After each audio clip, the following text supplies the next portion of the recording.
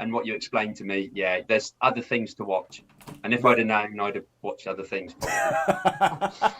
The only reason I would watch this is if people came back and were like, "Oh my God, did you know about this moment where blah Yeah, blah blah?" And then I'll be like, yeah, "Okay, fine, rubbish, and I have to watch yeah, it now."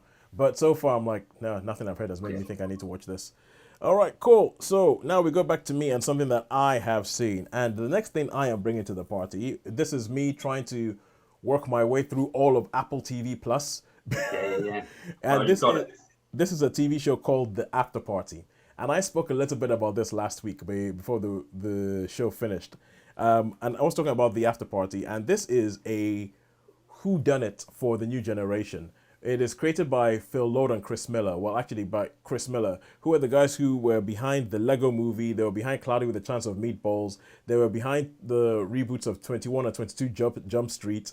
So, and they, speaking about Star Wars, they were originally the ones who were on Solo before they got fired because they were trying to do something too different, and replaced by Ron Howard, who gave you a by the numbers thing.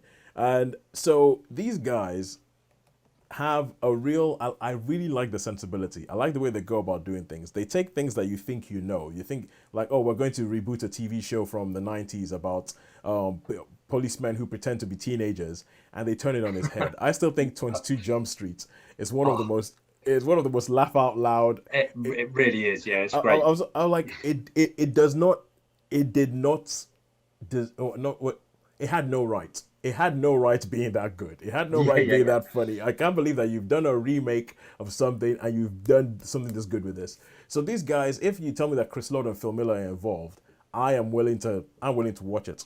And this is essentially a whodunit. So think like Agatha Christie, think your Hercule Poirot, think like all that kind of stuff. And the premise behind it, the reason it's called the After Party, is because it's based around a high school reunion. So all these guys, they go to a high school reunion, and the first thing you see when the show starts says the after party, and then this guy, played by Sam Richardson, he sort of drives up to the high school reunion. He's looking on his phone, and there's a text from somebody, obviously, who he used to go to school with, who's like, "I'm really looking forward to seeing you at the reunion." And he's like, "Don't worry, this is going to be great. Nothing can destroy this night." And then the next shot you see is somebody falling from the balcony of, like, one of these Hollywood Hills homes, Yeah. falling from the balcony and falling all the way onto the rocks on the beach below. Then a police officer shows up. Police officer shows up, played by Tiffany Hadish, and she is here. She's the one who's going to figure it all out, and she's going to solve this whole thing. They told, okay, all of you people, none of you are allowed to leave. So you have all these characters, the same way you have in Agatha Christie novel. You have all these characters who are in this house, who have been in this house overnight, and she's going to try and figure out who the killer is, who's done this thing. The twist with this is that the way she does is that she gets each character to come into a room, and they tell her their version of the story. They tell her their version of the night, what happened this night. The way she says it, she's just like, I'm going to get you to tell me your mind movie. And each one of them comes in and they tell her their version of the story, but each story that they tell is like a totally different genre. So Oh, oh wow. the first guy who comes in, she's like, "Why are you here?" Because he's the one that everybody thinks did it. Because all the evidence, all the surface level evidence seems to point to this guy doing it. And then the first guy who comes in, he's like, "I came here for love," and the way he saw the whole evening is a rom com. It's a straight up rom com with everything, and the lighting is all rom commy and all that kind of stuff. And then the next person they bring in and they say, "Okay, you tell us your story," and he's like, and in his head, his version of the evening is like a Fast and Furious movie because he thinks he's so cool. Then the next person comes in and their version of the evening is like a musical. The next person comes in and their version of and so each episode is like a totally different genre.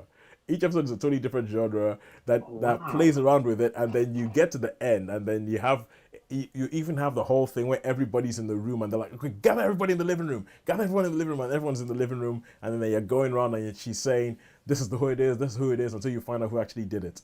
So Wow, that sounds great. That sounds like Schmigadoon, but for films, you know. a bit like that. I mean, there's a musical episode. There's a musical episode in this one, and so it's obviously these guys. They know the Agatha Christie. They know their sort of whodunits, and they're playing with that. They are playing with that whole thing of what you expect from a whodunit, but like a Oh, modern one. sounds great. And I think it's really really good. And I think if for film buffs and such, seeing the different types of films that they are playing, there's a bit where they go all French New Wave, and it's like, and it's I think the different kind of film genres that they're playing with, It is great. It's wonderful. It is so much fun, and I would totally recommend the After Party on Apple TV Plus. It's coming back for a second season, but I'm going to see how they're going to have to do it to top this one.